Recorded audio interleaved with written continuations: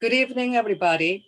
Welcome to Isaac's webinar on LA riots approaching 30th anniversary and anti-Asian hate crime. And we want to reflect all of these isms as a Christian. And we are really excited tonight by the responses from Toronto, New York, Pennsylvania, all over the states. About 106 people signed up, and our capacity is only 100 on Zoom. So if you are knocked off from Zoom, you can join Facebook Live. So welcome, everybody. I wish I could introduce everybody. Amazing registrants from all sectors of our life, many theological institutions as well. Without further ado, let me briefly introduce Isaac, what Isaac is. It's called Innovative Space for Asian American Christianity. We dare to bridge the academy, church, and community. And our board members joined us tonight. And I want to introduce our amazing board chair, American Baptist National Asian American Ministries Coordinator. And she advocates also for Burma and their predicament. Through UN and DC, she's lobbying as well. So Florence, if you can just pray for us and open us, that would be great. Welcome, everyone. Let us pray. Gracious God, and we thank you for today that you have brought us from all walks of life. God, we give you thanks for this special time that you bring us together from the north, the south, from the east, and from the west, from all ethnicity and race and languages.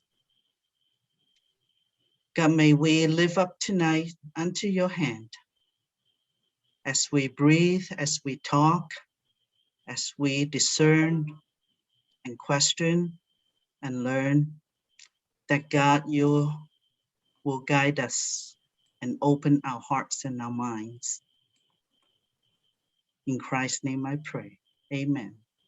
Amen. Our Isaac team, Howard, came up with the title of this webinar, One Breath. It's a literal translation of Korean word Hansum. That means sigh, S-I-G-H.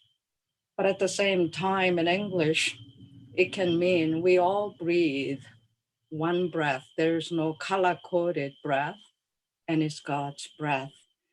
And tonight we have rock stars lined up as panelists. And I thank you deeply for all of you saying yes at the last minute notice. And let me introduce my dear friend, Miyoung Hammer. She's a professor of marriage and family therapy at Fuller Theological Seminary. And Miyoung's specialty is clinical medical family therapies. And she is also engaged in restoration therapy. And her clinical work is to develop cultural and racially conscious therapy. And how timely it is to have Professor Miyoung Hammer with us. And then Hannah Lee Sandoval. I don't speak Spanish, I'm sorry. She's a Fuller MDiv grad or MA in theology, and she now turned into a therapist. And Hannah practices therapy at Oak and Stone Marriage and Family Therapy. Is that correct? And then we have James Kang, who used to work at the bishop's office, United Methodist, and now he's venturing out, he says, venturing out to be his own boss He's a consultant and a head of guidance and co-founder of Pastoria. And his father and I are alum at Yonsei. And Pastor Larry Dove is with us, senior pastor of Park Hills Community Church, and grew up in South Central LA. And he's native of LA. And he partnered with Isaac, mentoring Korean American and Filipina young adults, and walked through what it's like to join a historically Black church context. So we are thrilled tonight, and I don't want to waste any more time because we have 3 questions the panelists will be addressing. The first question is, where were you when LA riots broke out? Please share your memories.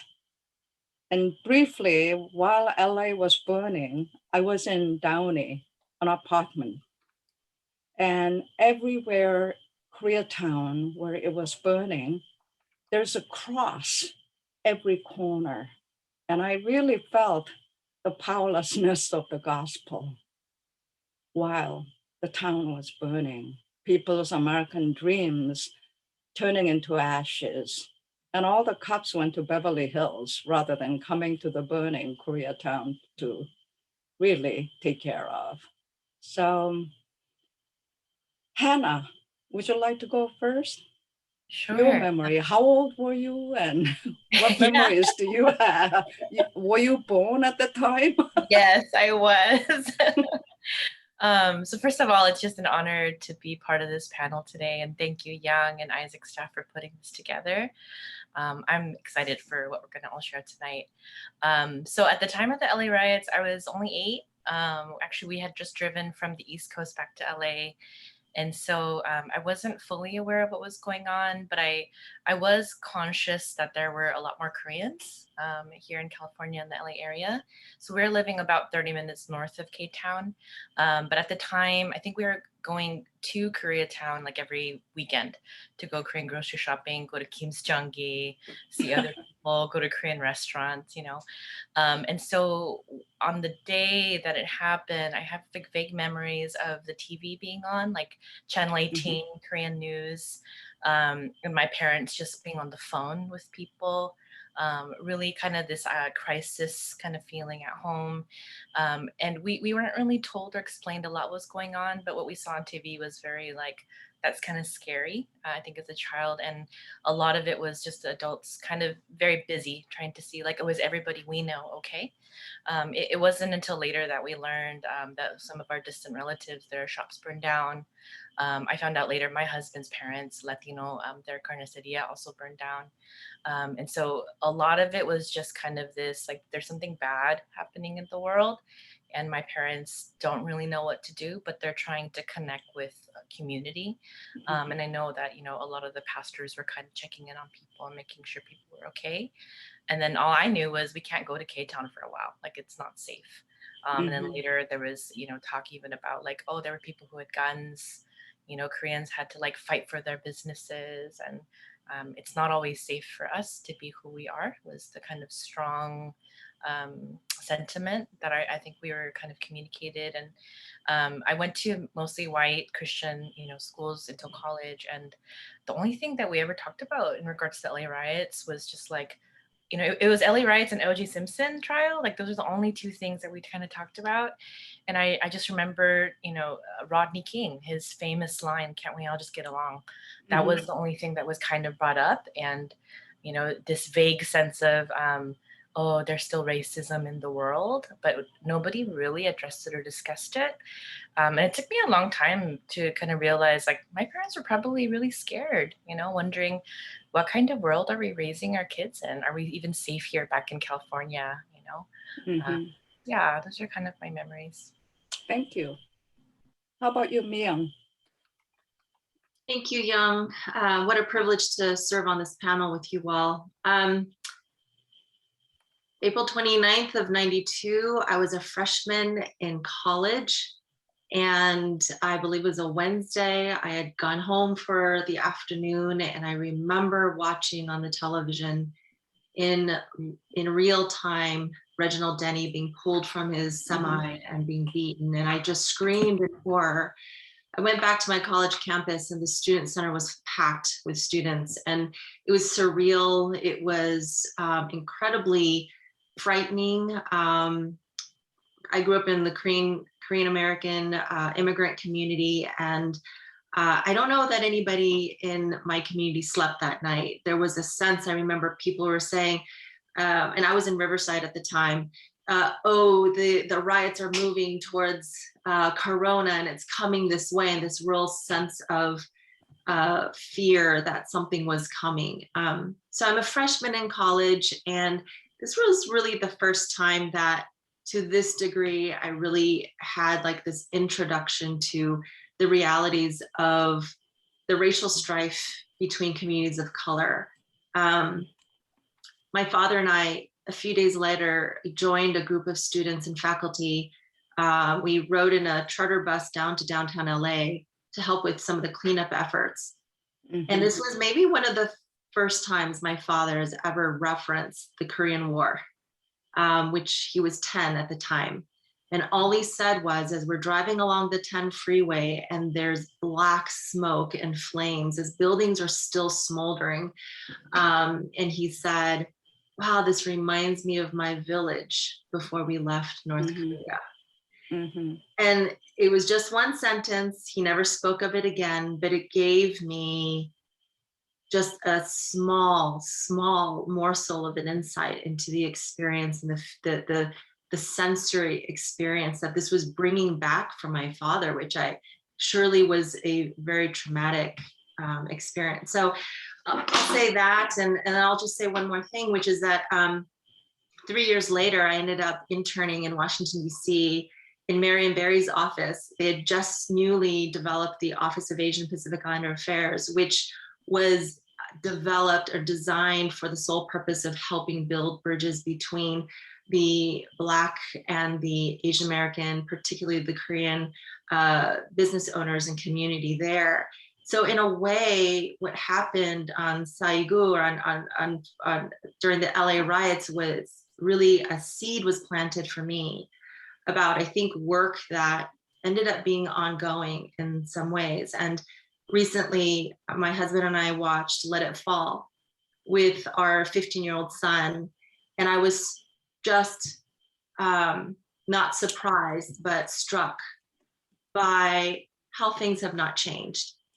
Kept remarking, wow, this could be, and my son said, this could be something that's happening today. This was in 1992. I was just reminded that the work is ongoing. Yes. We are not done. And I don't think that on this side of heaven or in my lifetime, we will ever be fully arrived. But I have to believe that conversations like this and others that are happening around us are going to be fruitful in some ways in our generation and the next. So thank you. James? Yes, as everyone else has done, I want to thank you, Young, for the invitation. And it's really good to be here with my colleagues and also friends who are tuning in.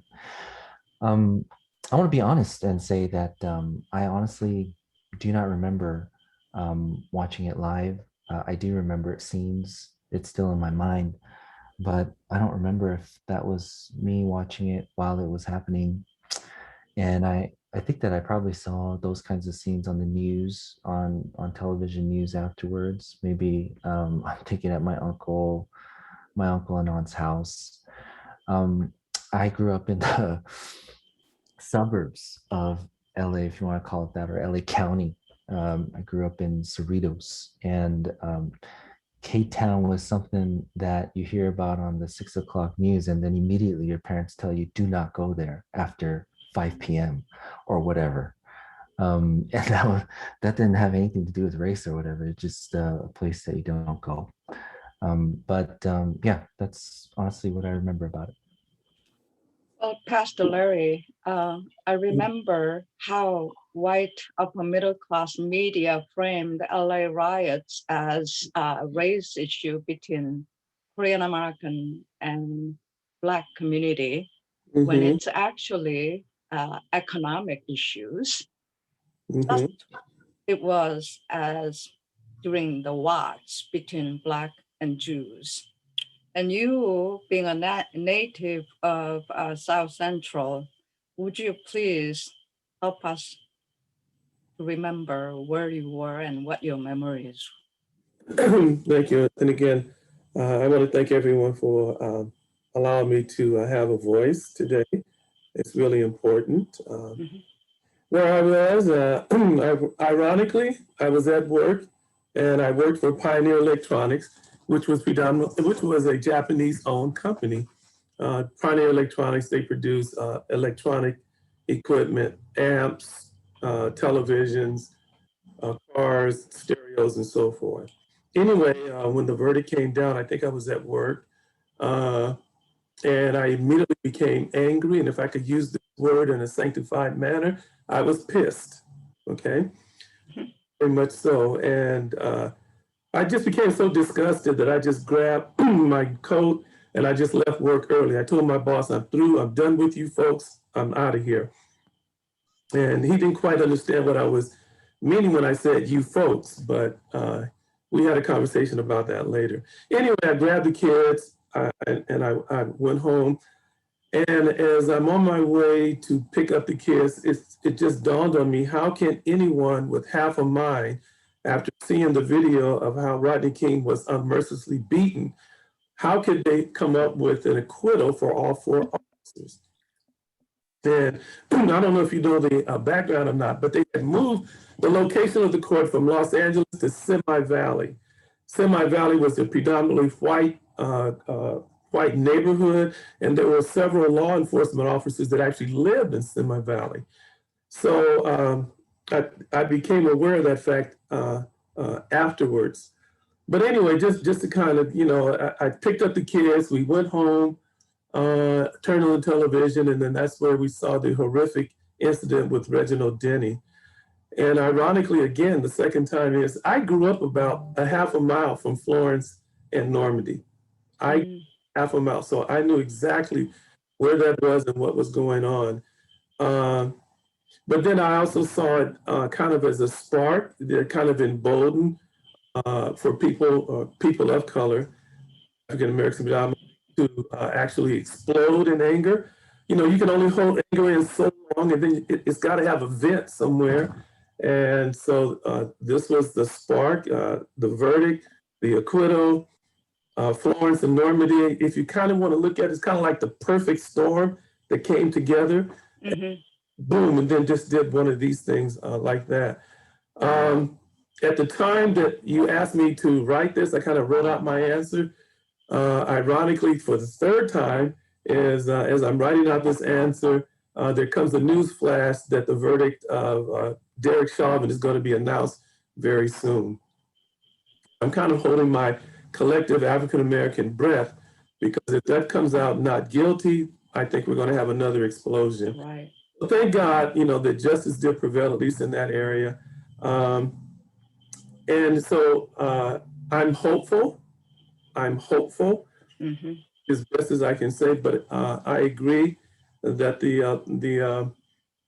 the journey is still a long ways off. Our destination is still a long ways off. Mm-hmm. Thank you. Thank you for sharing your pain. Often, what Leonard Buff, liberation theologian, says, life on the margins screams at you, but people at the center blame you for screaming when life seems to be on fire. Our question to address is racism literally impacts our body, mind, and spirit. I heard that it affects your frontal lobe. As we are not seen and affirmed as fully human, the Asian American mental space, like Black folks, are also owned by other people who place ourselves across the ocean, perpetual foreigner. With the rise of anti-Asian violence, name some challenges and opportunities it brings to change America's original sin and its impact on mental health. Jim Wallace recently defined racism as America's original sin, very founding of the country, almost exterminated Native people. And on the back of Black folks, this country has been built. That's what Jim Wallace is naming as a white male evangelical Christian. So, James, can you go first and Thank you. explain? Mhm. So in terms of explanation, I mean, just explanation of my own thoughts here. And I want to start by saying that I'm not a clinician. I'm not in the practice, let's say, of in the field of mental health or of treatment of particular conditions or disorders or meeting with people one-on-one. So I want to defer to my colleagues here in terms of the clinical aspects of the effects of being Asian American on our mental health. And what I'd like to kind of try and do is to introduce to the discussion the notion that perhaps we have to have treatment for both the individual cases that we might see of persons and their own mental health, as well as what I would call the social case of mental illness or mental ill health that we have in our case here in the United States of America. And we definitely do need to diagnose conditions or disorders and otherwise prescribe a course of treatment and then, let's say, implement treatment protocols. These might be standard things when we're thinking about things clinically. But I think that we also need to ultimately look towards engaging the root causes of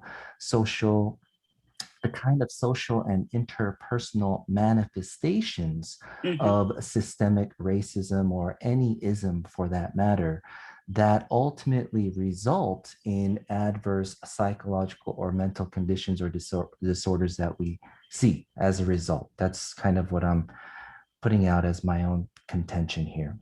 And I think that our goal as people who want to make things better has to be a society that if we can make one, that by its very nature, it nurtures people who are mentally well and people who are mentally well with their ethnic identity.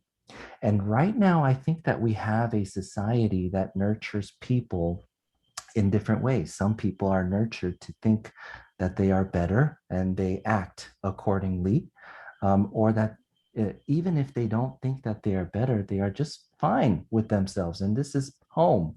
And then we have other people who kind of are nurtured into thinking that they're not better and that this isn't even home. And that they're worse, and therefore they might act in certain ways. And I think if I were to name what kind of systemic racism or otherwise that we have here in the United States, I would name it as an Anglo-dominant type or kind of systemic racism, systemic ism. And the point that I'm trying to get to in my part of this question here is my thesis that it's Anglo dominance itself, not just white supremacy as an ideology or a means of thinking about the world or oneself, but the dominance that happens, that is one of the main root causes of what we have been seeing recently and for that matter throughout the history that we have of this country. What I mean by Anglo dominance is we have Anglo dominance whether you are conservative or progressive. You have it whether you are Christian or not. We have it for law enforcement and those who are perpetrators or defendants, right? We have those who are Anglo dominance for those who have done something wrong and those who are the savior of those who are innocent against those who are doing something wrong, of management and union, and et cetera, et cetera, et cetera. You go across the board. And my thesis is that it is difficult to look at any of these social groupings and see that that in fact that these domains, if you want to call it that, are anything other than, let's say, influenced by either people of color or, for that matter, Asian Americans, but never really defined by Asian Americans. It's not a for us, by us kind of thing. And so for myself, the start of my own journey started in college, where I think that a type of class consciousness or a race consciousness began to form. And it was a painful process of deconstruction of all the things that I had believed about not only the United States of America, but about me. Mm-hmm. And I think that after the deconstruction, though, I feel really a need for a process of reconstruction, and a reconstruction where I result in ultimately becoming comfortable with me, and I can live with myself in comfort. And you know, I wanna make a confession here to say that I don't think that I am there yet. And I don't even feel like I have not just a me. I mean, I obviously am me, but I don't know that there is a quote unquote us to which I feel like I legitimately belong, So that's my contribution to this part of the conversation. Thank you. Well, after the Atlanta shooting, many Asian American women in my mentoring circle got triggered.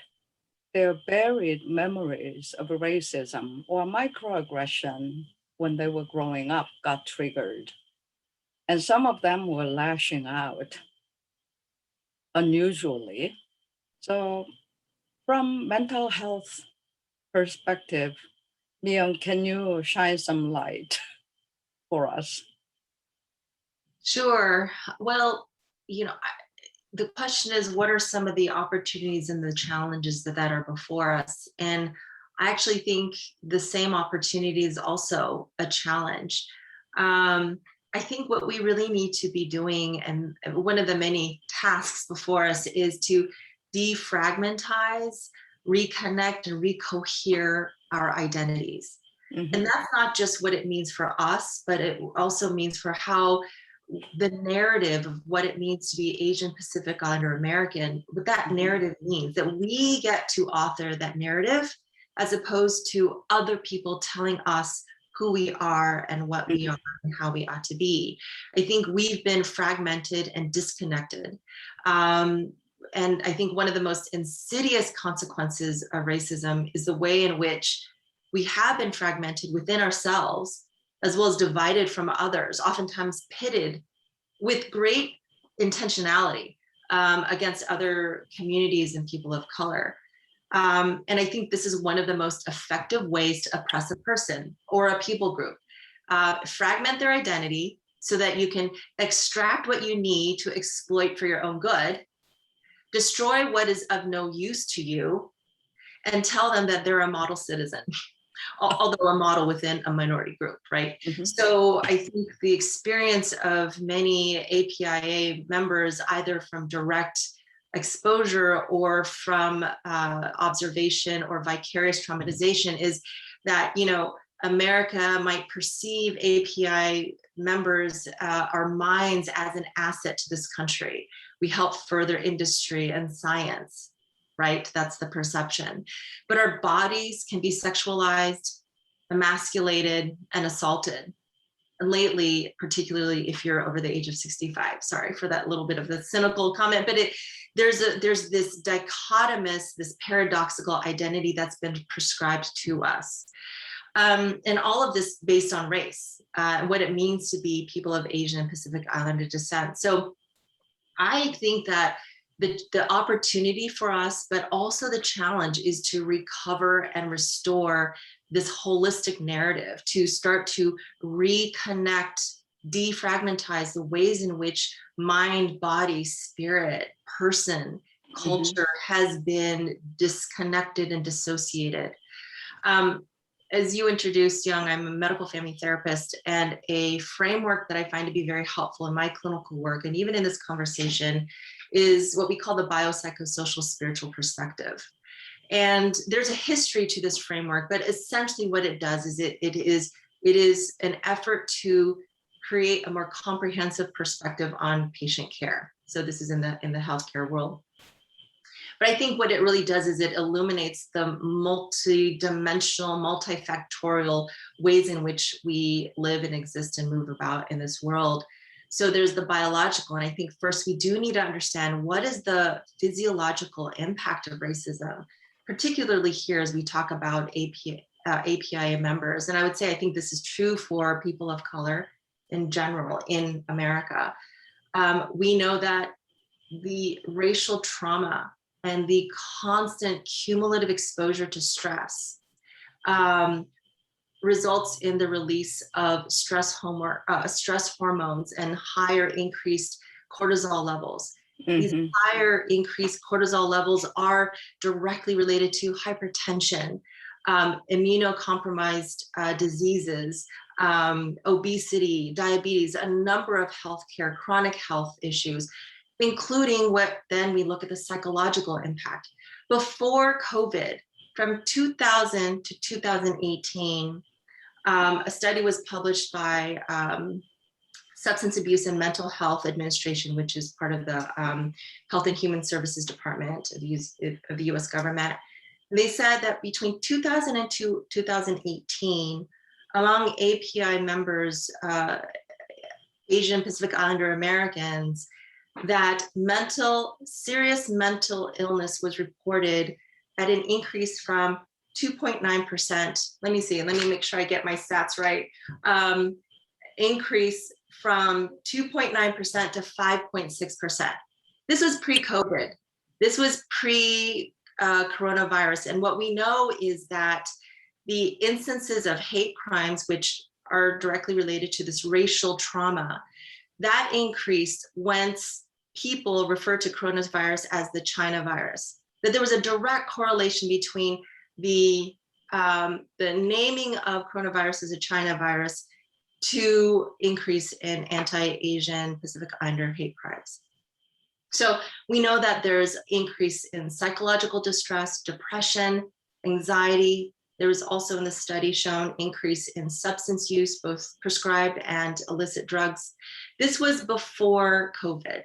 And so we know that there's been this trajectory of increase in mental health illness, but that is not the same as mental health, the use or the utilization of mental health services. API Americans continue to be 3 times as likely to not pursue mental health services. That is a phenomenon that has been true when I was a student in my master's degree in 1990s, when I was in my PhD program in early 2000, and continues to be true now, that although we're on a trajectory of increase in mental health illness, increase in suicidality, increase in substance use in our API communities, that we continue to be 1/3 less likely to be utilizers of mental health services. So there's a bio and the psycho, and then there's the social, which we can understand that this would have impact on relationships, isolation, the increased use of substance use, and the ways in which that can destroy not only work relationships, vocational relationships, educational opportunities, but also social support opportunities. And then spiritual. We talk about spirituality isn't just about religion, it's also about meaning making. How are people making meaning of their experiences? And especially in the last year, I think there's been a greater sense of senselessness, meaninglessness, and hopelessness, a difficulty understanding how to make sense of what is happening, even though we cognitively understand that racism exists, that there is API hate, that it is hard to start to incorporate that into our reality. So I do think understanding the impact, and then beginning to start to address and create a more holistic narrative, understanding that social support and ways to create spaces and places in communities where, I know, James, you talked about this challenge of what it means to belong. I think we need to start to understand from our own cultural narratives and our own cultural values, what might be some practices, what might be some traditions and values that we can start to bring into our social systems, normalize those, make those to be just as reputable and just as reliable. As we think about biological impact, how we might understand what we call the idioms of distress that can be very culturally informed, to not just see a biological illness as an illness in of itself, but understand and connect that to racial trauma, to the impact of anti-Asian Pacific Islander hate. To understand mental health needs, create greater accessibility. One of the greatest barriers for API people to connect into mental health services is the language barrier. It's also access. How can we increase and bridge for greater access? So lastly, I'll just say, when I look on this screen and I see our faces here, and I see that there are Asian Americans, and then we have our Black brother, Pastor Dove, that right here, and what I recently heard in a talk by Jerry Park about greater increased solidarity across ethnic and racial churches, cultural, a greater increase in reach across these racial lines in the church community. How can we, as an evangelical, as a Christian, in our different religious spaces and spiritual spaces, in these formal ways, how might we create more opportunities to not only embody ways in which that we're reconciling across lines, but help make meaning together and really co-author a different narrative of what it means to be Asian Pacific Islander Americans. Well, thank you for that specialty you shared so generously. One of the highest suicide rate among all groups in America is Asian American women. Yes. I'll let you know where we documented. But Hannah, you are also an endangered species. LA Times reported that the need and request for mental health services are just exploding and beyond the capacity. So from where you are sitting at, can you share with us challenges and opportunities? Yeah, Miyoung, so awesome to hear what you're sharing. I really resonated with you talking about reconnecting, constructing, and authoring more holistic narratives and identities, and especially that phrase you said, embodying reconciliation. I think that seems like such a large abstract idea, but on an individual level, it's such a beautiful spiritual reality and really an invitation I feel like God is giving to many of the clients that I work with and many people in my community as API women. And James, how you were bringing up this idea of for us, by us.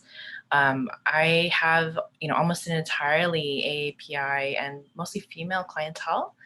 And it's amazing how many people have been looking for a therapist who looks like them, whose life story and narrative journey is very similar and resonates. So culturally specific services have been in high demand, and I can't think of many Asian, especially Christian therapists who don't have a wait list right now. We're all at max capacity. And the need has been overwhelming.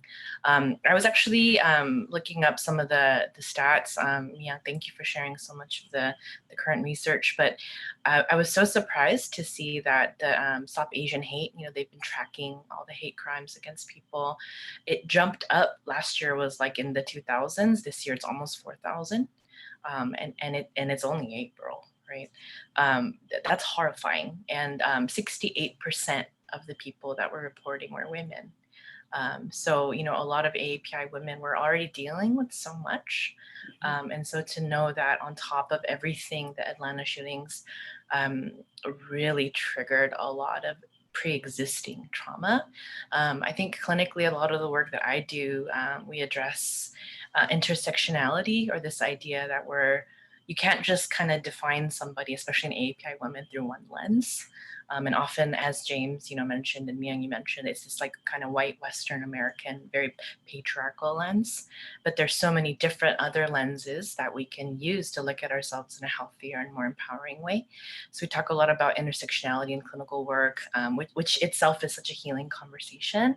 And then addressing the model minority myth, right? And how that's really harmed us individually and as communities.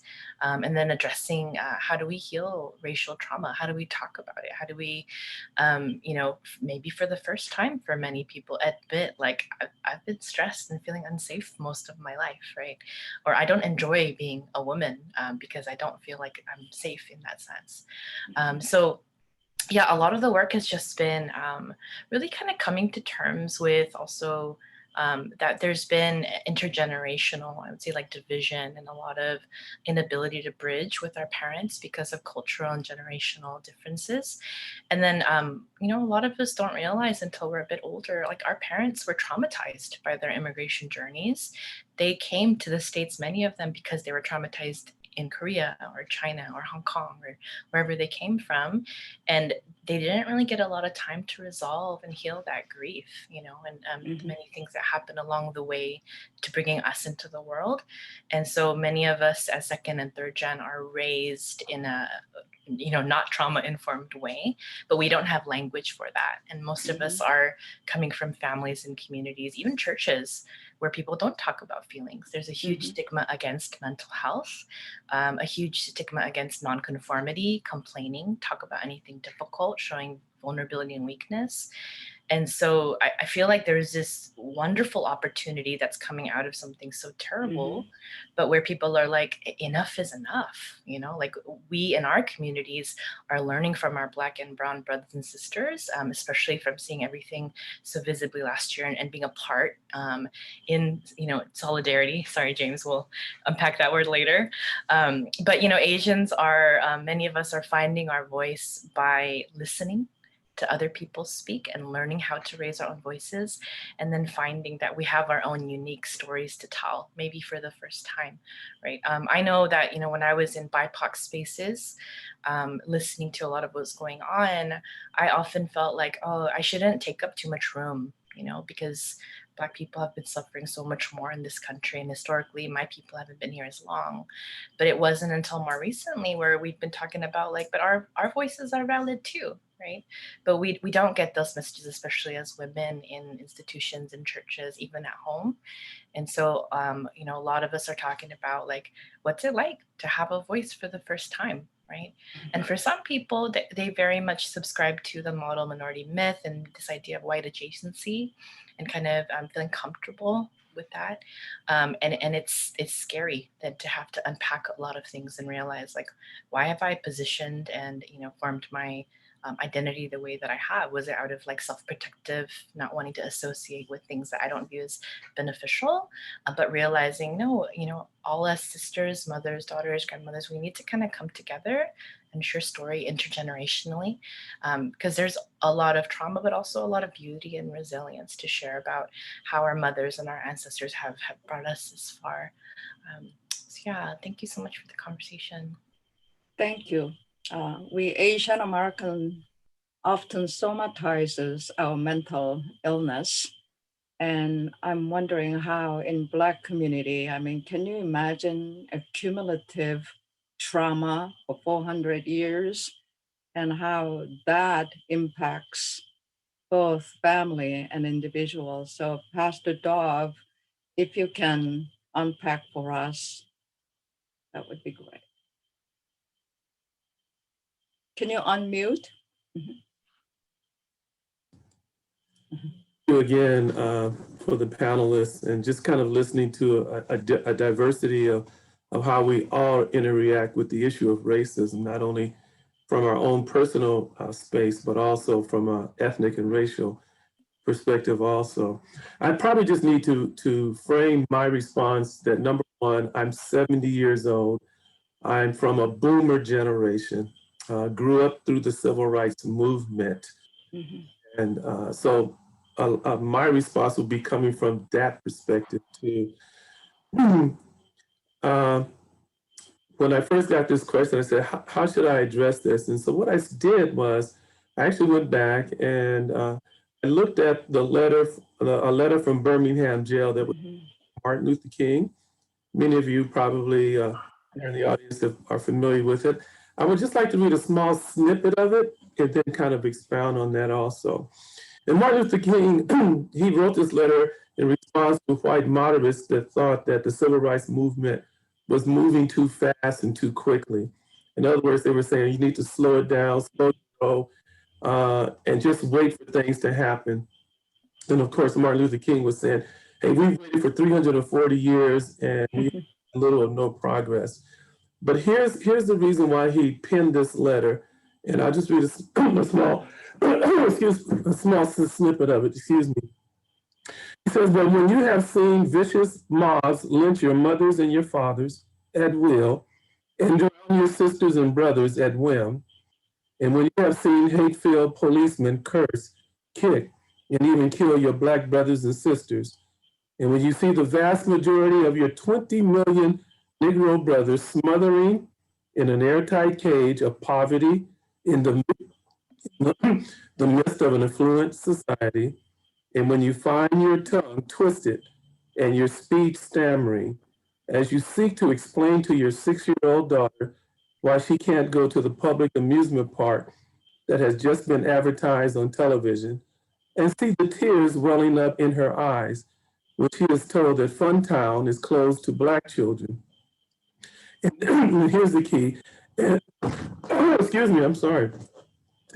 And see ominous clouds of inferiority begin to form in her little mental sky, and see her beginning to distort her personality by developing an unconscious bitterness toward white people when you have to concoct an answer for the 5-year-old son asking, Daddy, why do white people treat colored people so mean?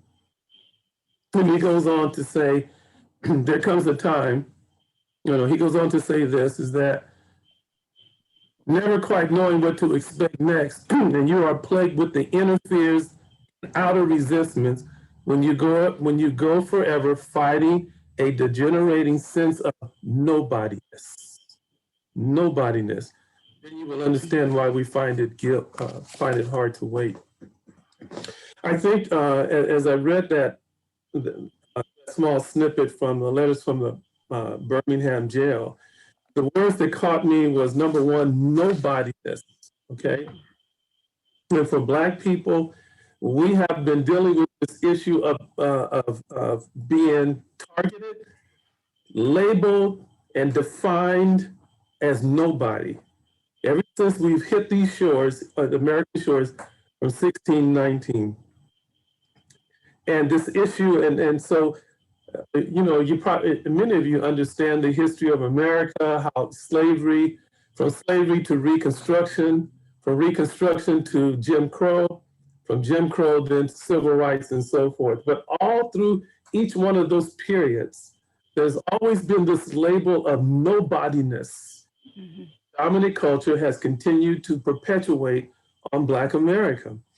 And this nobodiness is something that sometimes I refer to it as kind of a mental illness that has been perpetuated on us. And if it's not just on us, it's also on other marginalized groups. Mm-hmm.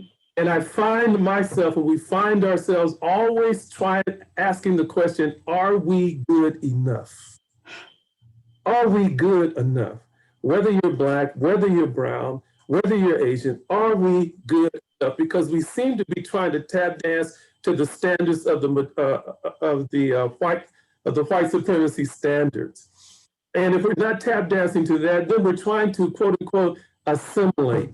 And in the assimilation process, we tend to lose part of our ethnic identity. We really do, because we're trying to conform to something or a set of standards that does not fit us. Mm-hmm. And so even for even for African Americans, this inferiority, this demoralization, this lack of not being able to belong and trying to tap dance, it becomes draining.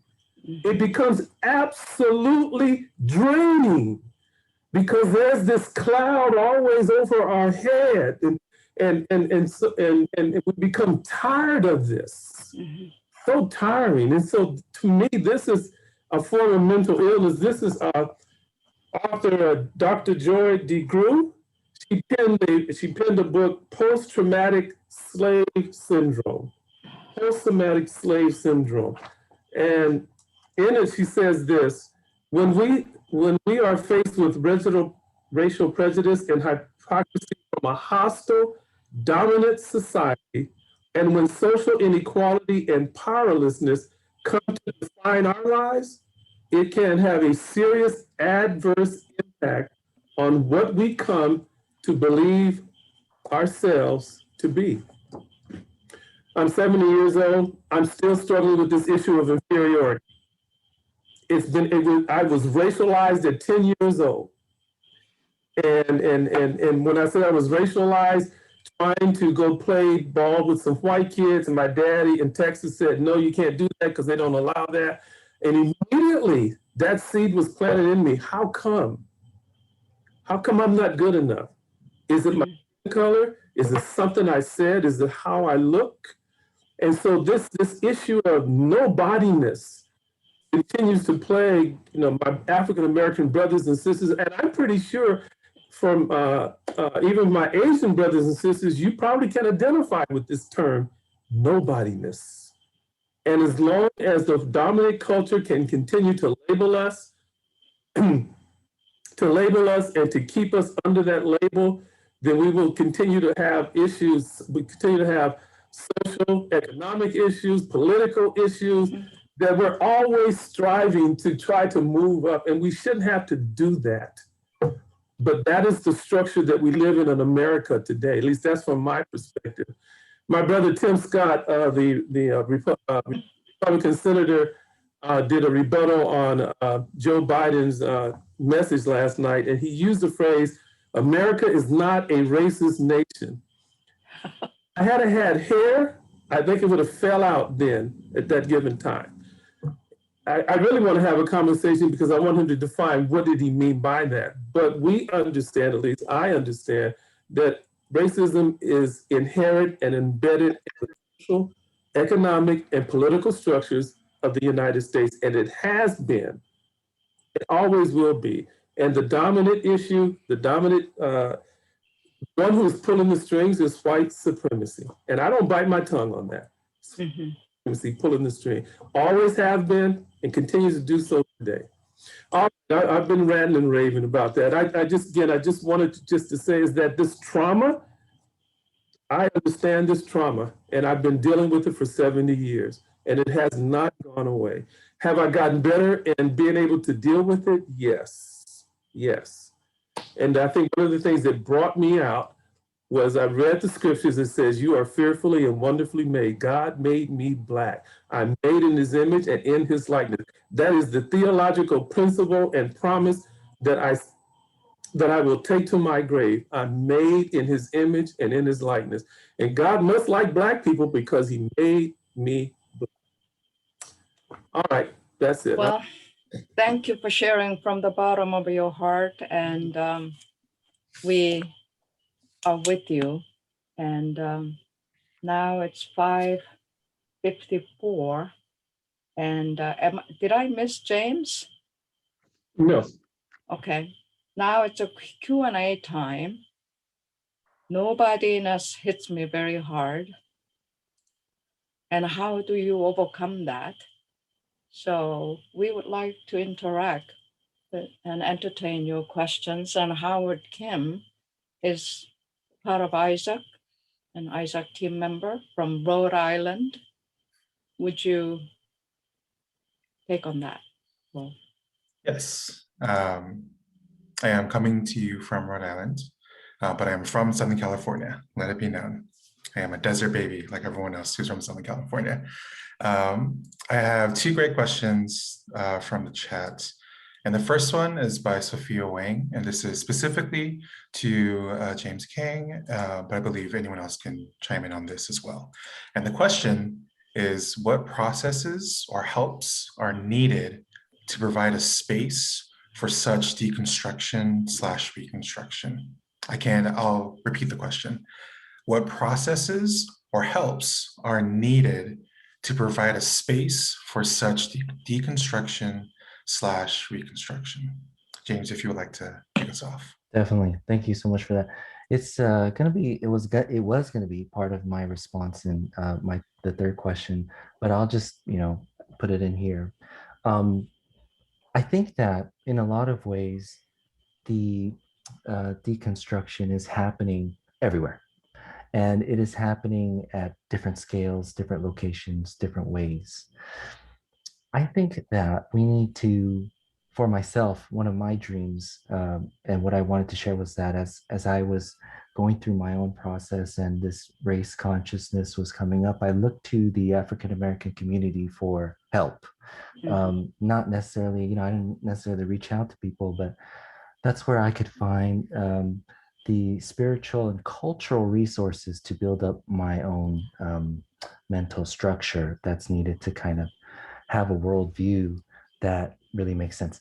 And one of the events, programs, media it eventually became as I watched it on C-SPAN, that was really helpful for me was Tavis Smiley's State of the Black Union.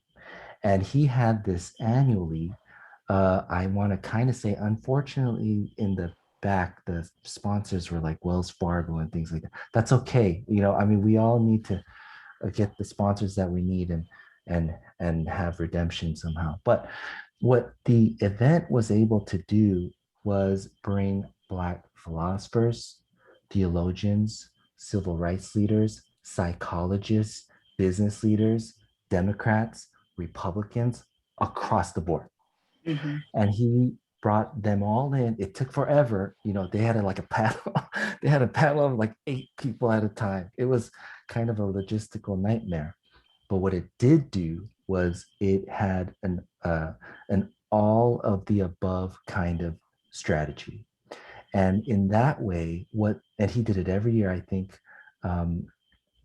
what that does is it catalyzes conversations to happen throughout the zeitgeist or mainstream conversation of a subculture. And I think that we have had, or we do have right now in our Asian American or Korean American communities, quote unquote leaders. We do for sure. And they speak out. The thing is that I think we need like an event or some spaces where leaders who are, let's say, Korean American or Asian American, come together across different industries to catalyze the conversation. And that is kind of the kind of thing that I dream that one day we could have. Anybody else? Howard? Can I just add something to that? Yes, please. I think you were referencing this, James, but I think about any time that we want to create movement and change, it happens at both the macro and the micro. And so what you're talking about, James, I feel like there's sort of this macro movement or this macro space that you want to create where people from all sectors of our society who identify as AAPIA, and perhaps even those who don't, would gather and start to help cultivate a new conversation, create a new sort of culture. I think that's what I'm hearing what you're saying. And I really like that idea. I was also thinking, but how will people even know that they should go? not everybody even believes or agrees that there is an issue of anti-Asian hate right now. I mean, I personally am flabbergasted when I hear someone say, it's not that big of a deal. And I think that what I'm remembering these days is that while the macro efforts are really important, I mean, I've been going to a lot of protests, a lot of rallies, and, you know, Asian American Christian Collaborative, like their recent big event, like that's so important to know that you're helping this larger movement and helping generate this change, that I think it has to happen at the micro level as well. I think we need to be doing a lot of work of our own consciousness raising, but then when we're in spaces, when we're in these micro relational spaces, families, friends, church, work, whatever context we're in, that we can no longer be silent. You know, Pastor Dub, you were talking about nobodiness, and what came to my mind is invisibility, that feeling of invisibility that's so pervasive among API people, of being invisible. And I just think in these micro spaces, we need to speak against lies and speak truth and speak into these moments where lies of racism and any other ism is being perpetuated. And Pastor Deb, you talked about Joy DeGruy, and one of the things that she talks about is how the way we use our privilege is really important. That if I am, and the way we define privilege is that we don't have to think about things because we don't think it affects us. Racism affects everyone. It may not have some of the same consequences, but dehumanization of one people dehumanizes everyone. Everybody. But privilege means I don't have to think about it. I don't have to do anything about it. I can sort of turn it off at the end of the night. That's privilege. Yes. So when you're dealing with racism, you can't turn it off. You can never sort of turn off the engine. It's always being revved up. And so how can we, in the spaces in which we move and where we have privilege, use our voice? So for me, I have tremendous privilege as a heterosexual professor who is socioeconomically in a steady place. I don't have privilege as a woman, as an Asian American, second generation, but I have to call into those places where I do have privilege, and how do I use my privilege in those spaces where I can affect change and have influence, and not be so paralyzed by the ways in which I know I am marginalized. And it's complicated. I don't think it's at all easy. Yeah. But I think that's at the micro level. We need to be doing this work on an ongoing basis in the micro spaces in which we exist. Thank you for that. Can I piggyback? Yes, please. Miyoung, I love how like everything you say, I'm like, yes, crossing out my notes. You took the words out of my mouth. It's wonderful. One of the challenges that I've been, kind of hearing about, and even looking at our panel today, right? I think we're mostly East Asian. And even when we talk about like AAPI or Asian American, people think of like Chinese, Japanese, maybe Korean now because of the Hallyu movement. But, part of the model minority myth also means that like, we're not all of the same education and socioeconomic statuses. Much of the time, South Asian, Southeast Asian, Pacific Islander, a lot of these communities never are highlighted, and they're actually marginalized even within the API spaces. So I think kind of constantly trying to be mindful that API, Asian American, we're not a monolithic group. In fact, many of us there's so many different languages and cultures, people groups and tribes, and we're barely trying to organize within our own communities. and then kind of reach out and, hold hands and bridge together. But even, DJ Chuang, runs Erasing Shame, and we were trying to be mindful when we found co-hosts about like, let's not make it all East Asian, because it happens a lot in our Christian spaces as well. But just being kind of, really humble also about like within our own spaces, if we want to create safety for reconstruction, we need to be really aware, like Miyoung was talking about, of our own privilege, even within our own spaces, right? So at a Korean church, it might be like, well, if I'm a seminary graduate, if I have a college degree, if I'm a male, or whatever, applies to your specific community, being aware of who we are first at that micro level, so that we're very aware of how, we're interacting, right, with other people. Because if there's no safety, reconstruction can't happen, in my opinion, in a healthy way. There's a lot of people who've tried and were traumatized in the process, because it's also, deconstructing, reconstructing, individuating, all these ideas of becoming your own person. They're not very Asian culture value friendly, right? It has to do with being an individual, when really our parents and our ancestors all survived by being very communal in identity. And so being able to, I think one of the keys is hear the intergenerational stories of trauma and resilience, right? And Young Lee, I just want to say, you're one of my heroes in this life, because you early on in my deconstruction, reconstruction journey, you were such just a shining figure of hope, because I didn't know Asian American women who are also bilingual, bicultural, could be leaders. I didn't know they could publish books. I didn't know they could start institutions and organize. I had never seen it or heard of it, right? And you said early on to me, as a young seminary student, we don't have to reinvent the wheel. Like, there's a sisterhood here. And a lot of times it's just reaching out and seeing who else is there generation to generation, and not trying to start from scratch all over again. These narratives of healing and resilience and becoming all that God's called us to, these have been going on for generations. And sometimes you just need to reach out and kind of be like, oh, I wasn't the only one. There are those who have gone before me. I stand on the shoulders of those who've gone before me. And when I'm whole and well and stronger, I can also have others stand on my shoulders as well. Well, thank you for that commercial. Shall we, Howard, how are we doing? Shall we move on to the question number 3 or? Yes, let's move on to question 3. Jim, I see your hands, and we will circle back to you during the longer Q&A session in a few minutes. And Thank you. Keep your question at hand for us. Mm-hmm. So this is about divide and being conquered. People of color in America are divided. What are some things we have done to create a collective voice about racism across racial and cultural lines?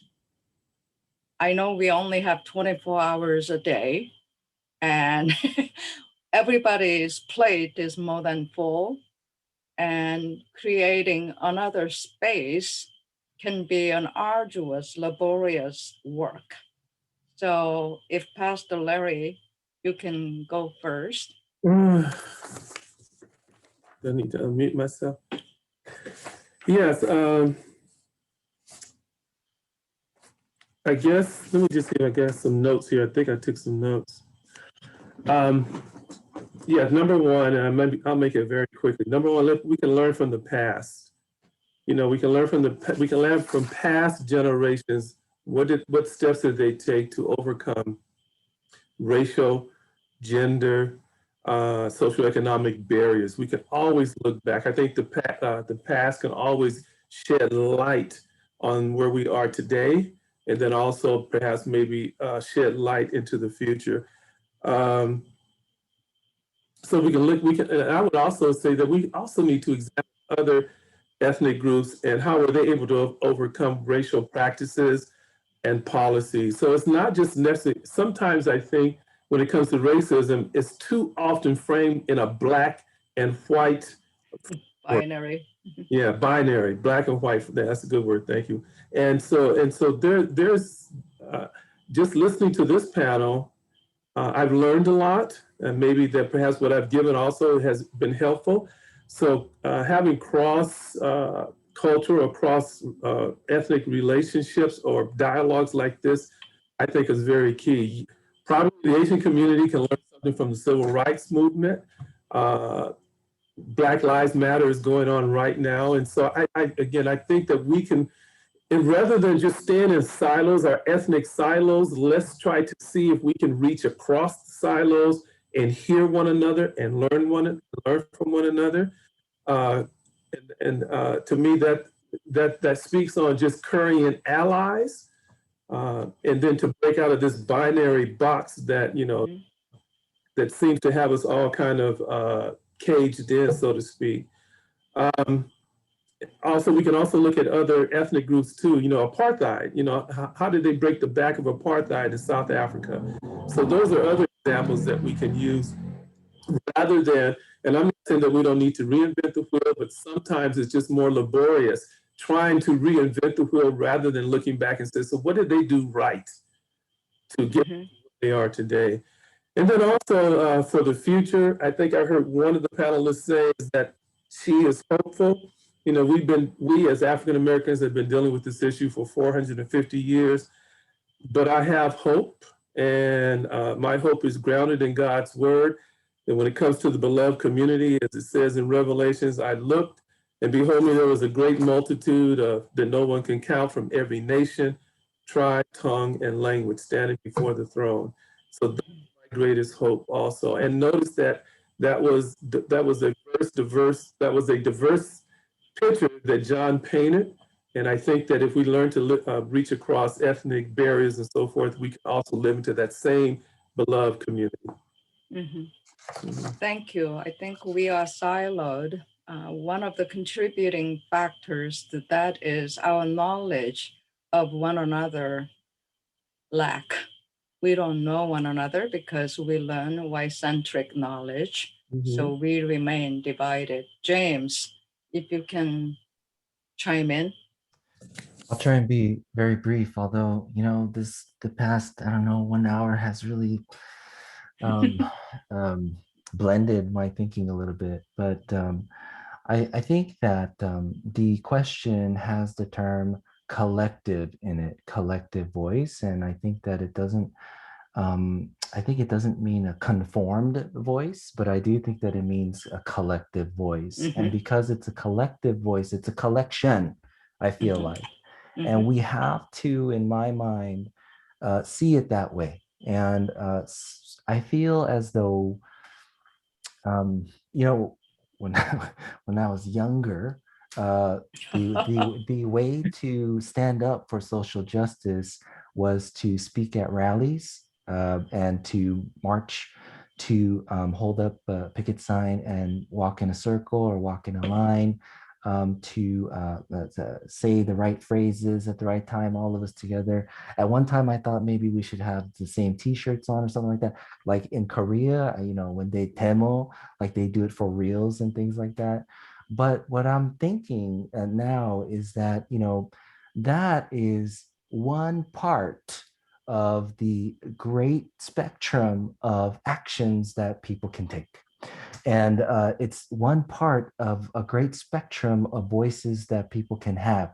We might not have all the same voices and we might not have all the same actions, but guess what? Activists have something to do.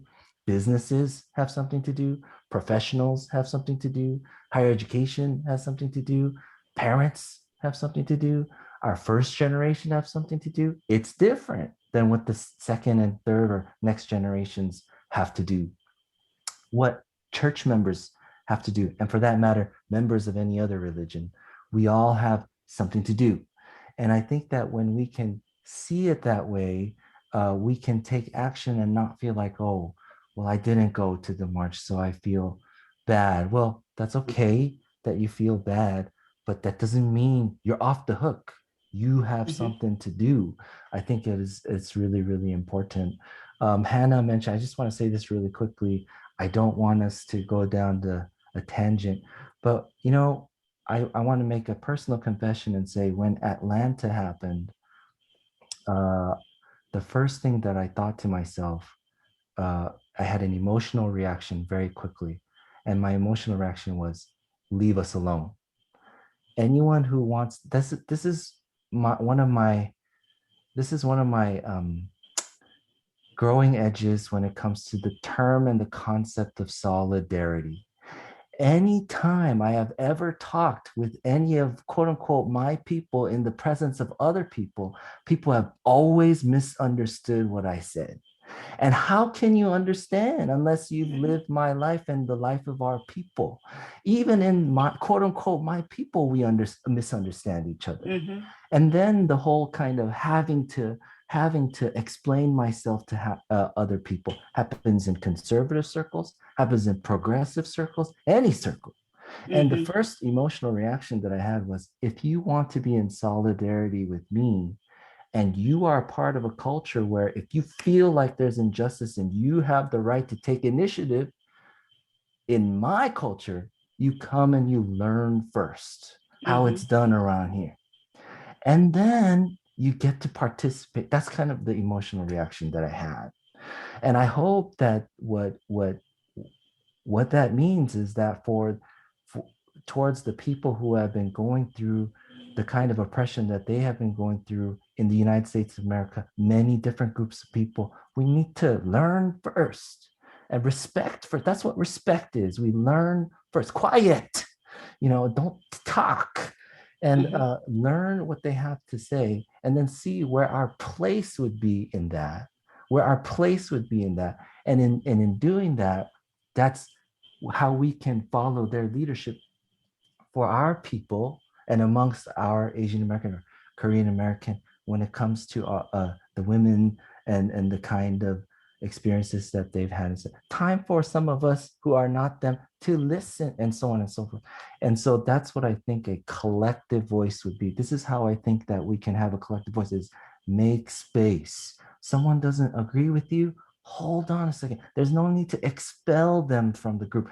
We have to kind of learn, like why you feel that way, why you think that way, why you saying that kind of thing, and do that. I want to finish with, I want to tell you, me and my mom fight all the time, and me and my dad had differences of opinion. We're both alum of Claremont School of Theology. Sometimes I am a liability to that school, but I am a very proud alum, and so was my dad.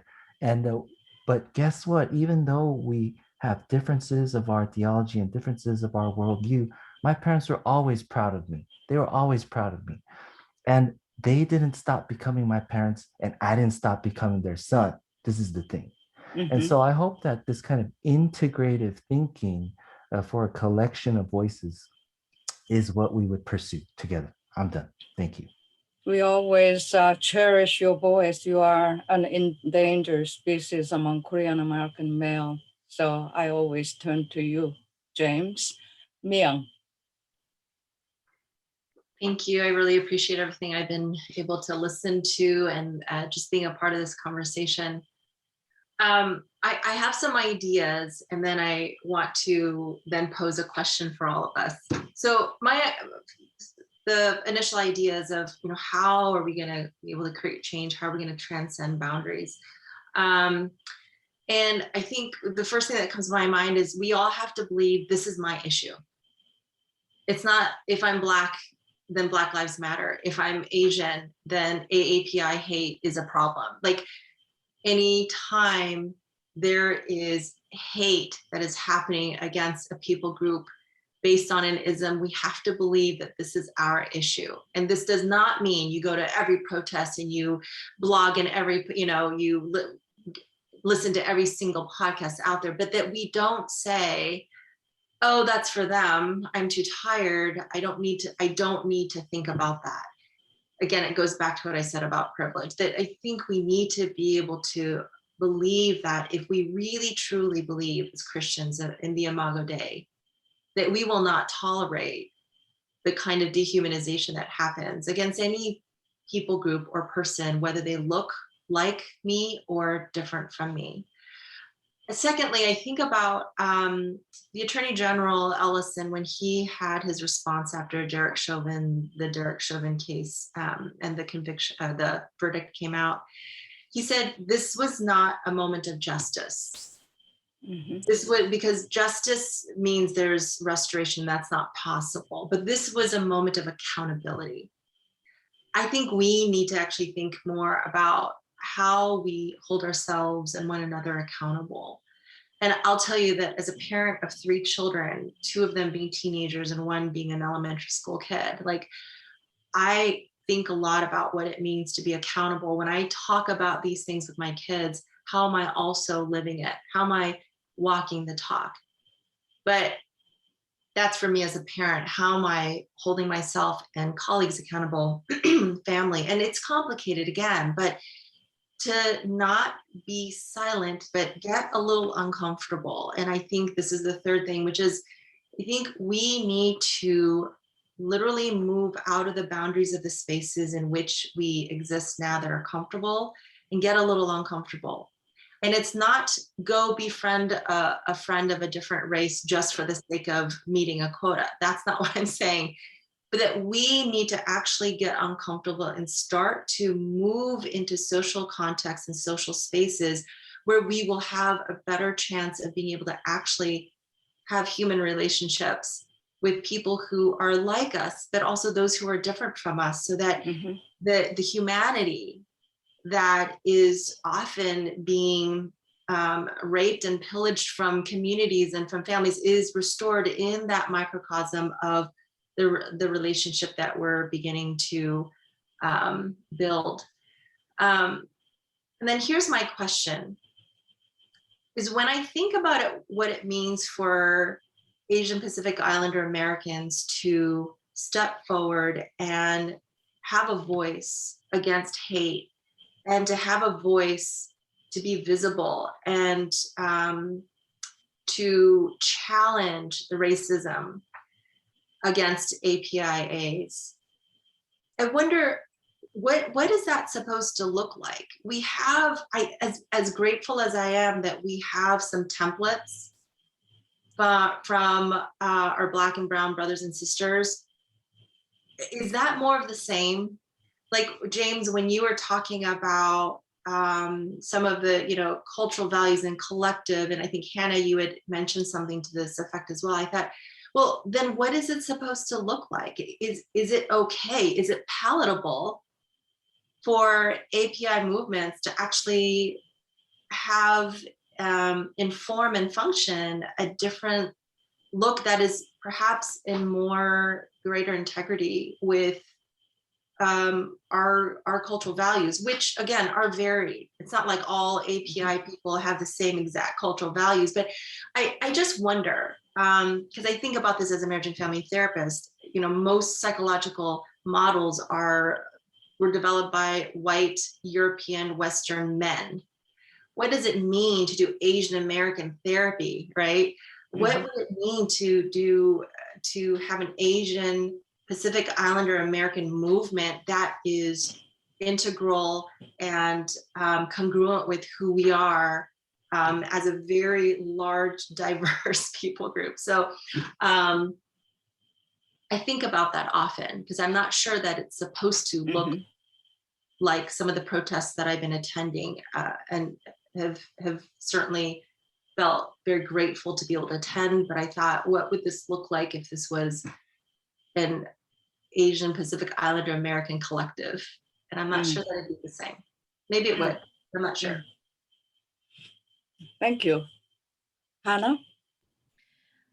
So much to respond to. Thank you for that. I'm resonating, and I'm probably going to repeat what others have been sharing, but I think this idea of a collective voice, it's the dream, that scene in Revelations, Pastor Love, you're referring to, where people of every tribe, tongue, nation are worshiping together in the throne room, right? And we're different peoples and acknowledged for our differences, and differences are celebrated, but we're together as our own peoples and our own individual identities. This idea of collective voice, even in just the API space, I think that's the question that each of us is maybe defining and answering in a unique way, depending on our context. I think the themes that keep coming up for me is, how do we create safety? Because safety looks and feels very different for my, some of my Black sister therapists and mentors than it does maybe for my Asian and, quieter and more fearful to speak up and more easily ashamed. We talk about simple things like cross-cultural skills and emotional intelligence, which seem pretty simple, but actually when it comes to like person to person, group to group, can actually be very emotional and difficult things to talk about.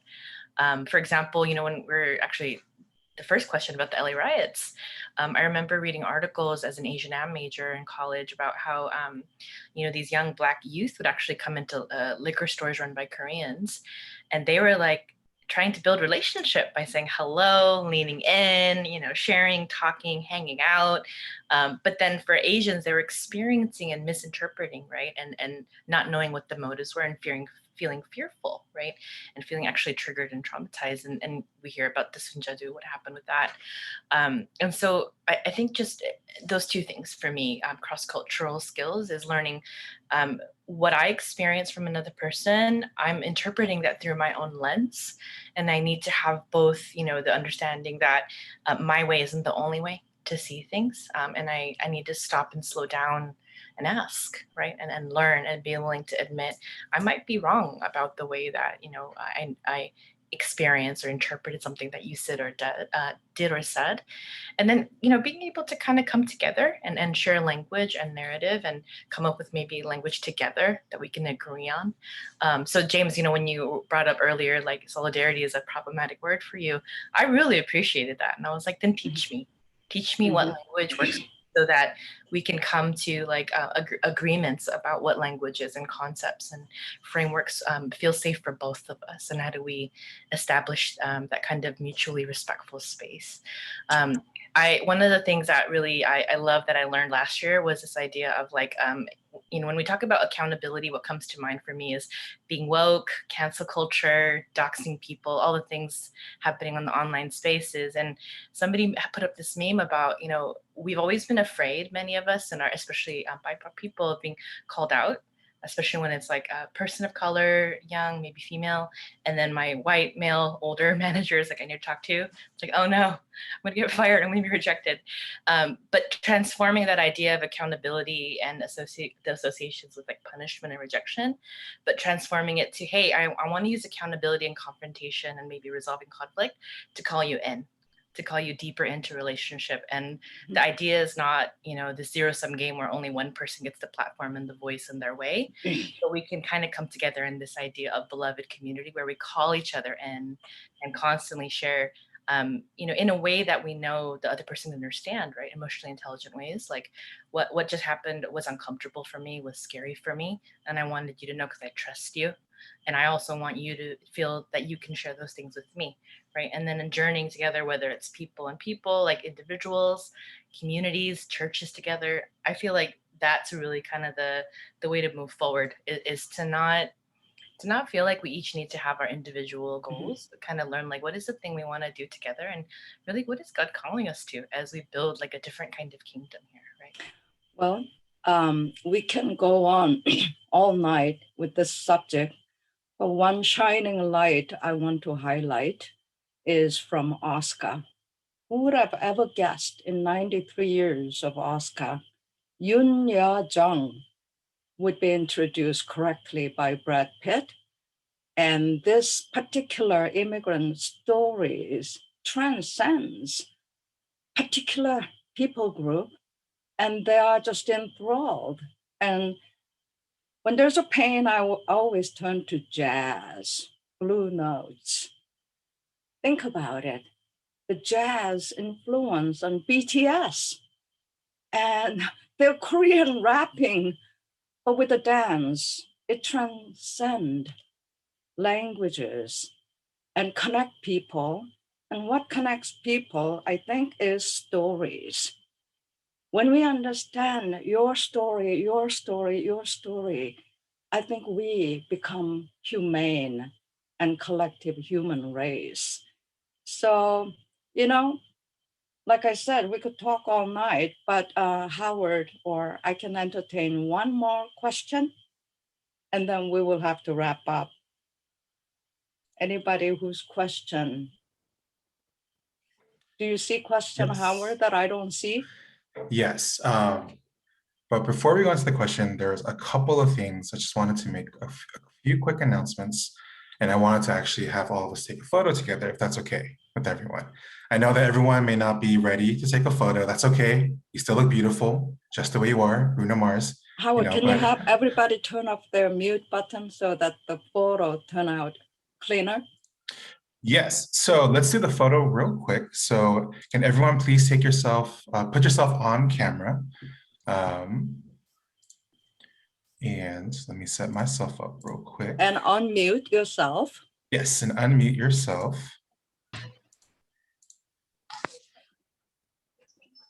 All right, and if you don't want to take a photo, that's fine. I understand, but I just want to make sure we can get this nice photo together.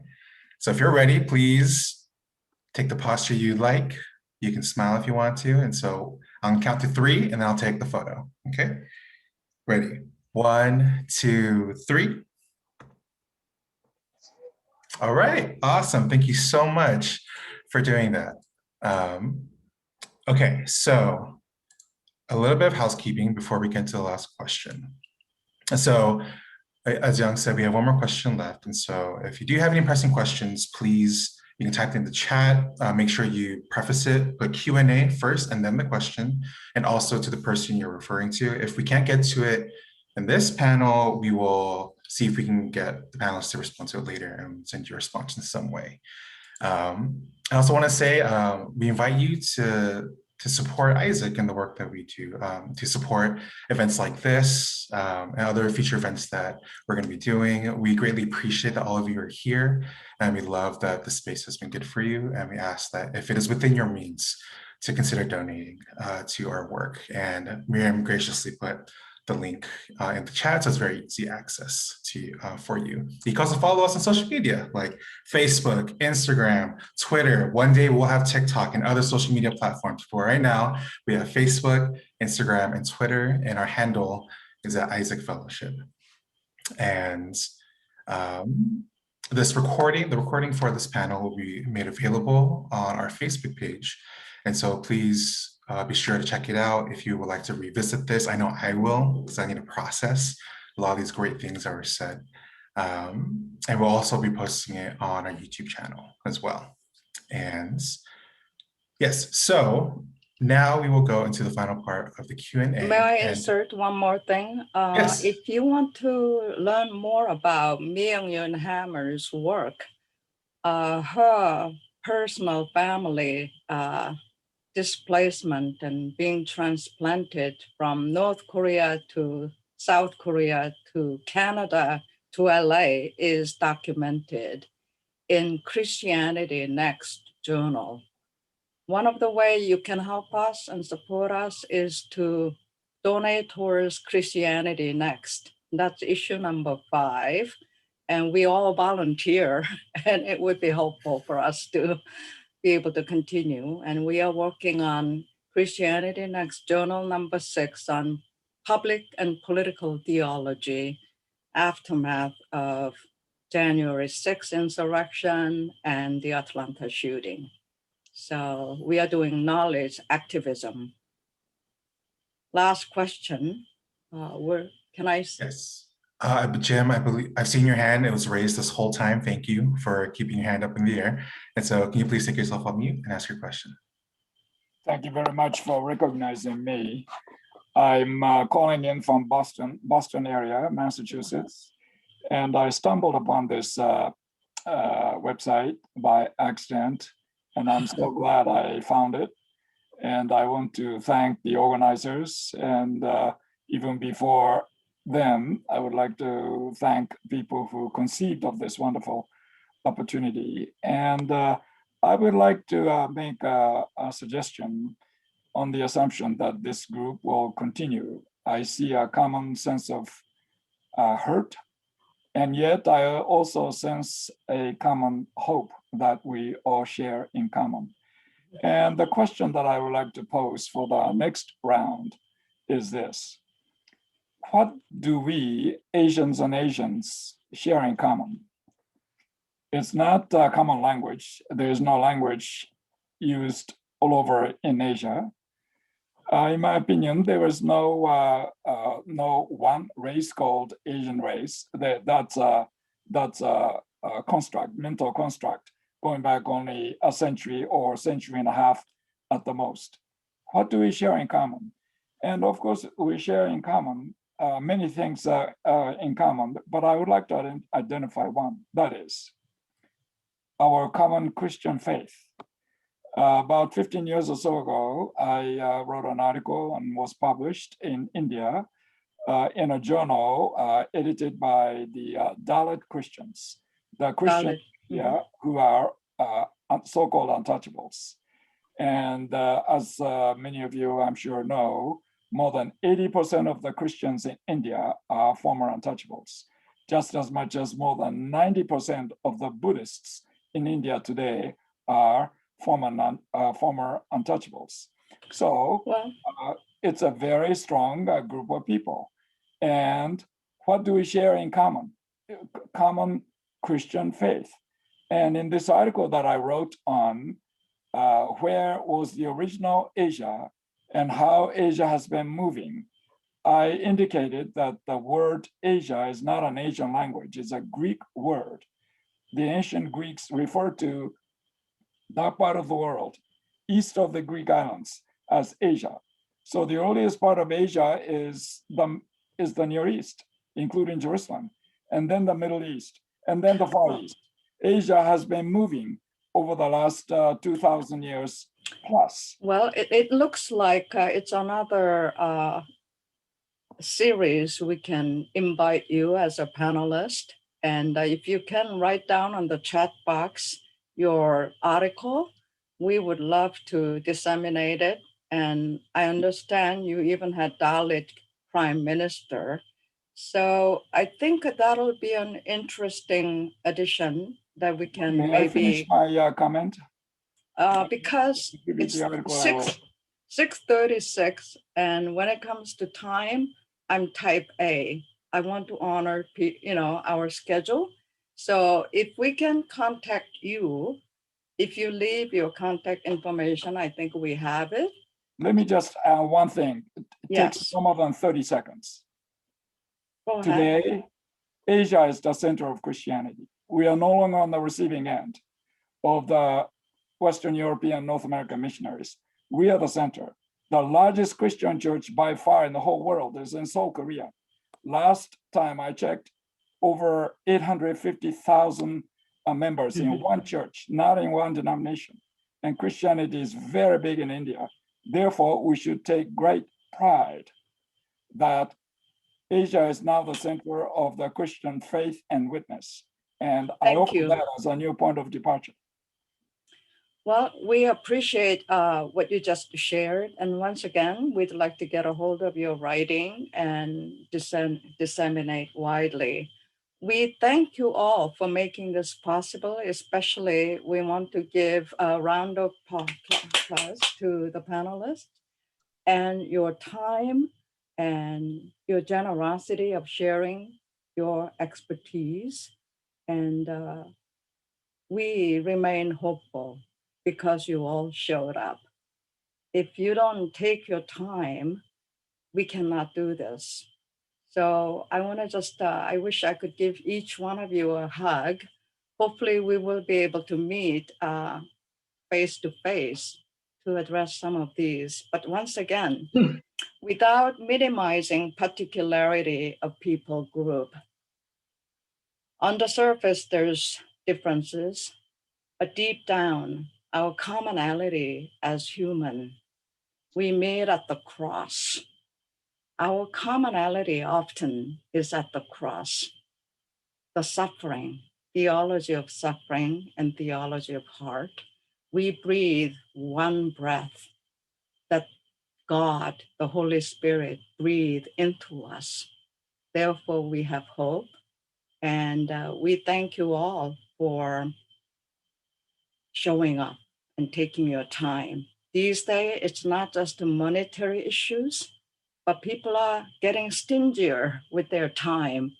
So I don't take your time lightly. You showing up meant a lot for us at Isaac. We have organized bilateral and Latino and Asian American and Black and Asian American faith leaders gathering. And believe me, creating such intersectional space takes enormous resilience, labor, and Isaac has been doing that in the last 15 years. At times we made brick without much straws. So we understand what it's like from a third space. And Asian American loves glamour. Harvard, Yale, you name it. But organizing from a third space takes 10 times more of effort. So keep us in your prayers so that we can keep going. I thank Latino and even white folks who broke the ceiling for Isaac. Edwin Aponte at the Louisville Institute supported us, and Lilly Endowment supported us. I wish we could get some support from Asian American Christians. So keep us in your prayers and we'll keep on plugging along. Thank you. And I'd like to invite our brother, Larry Dove, to send us off with prayer.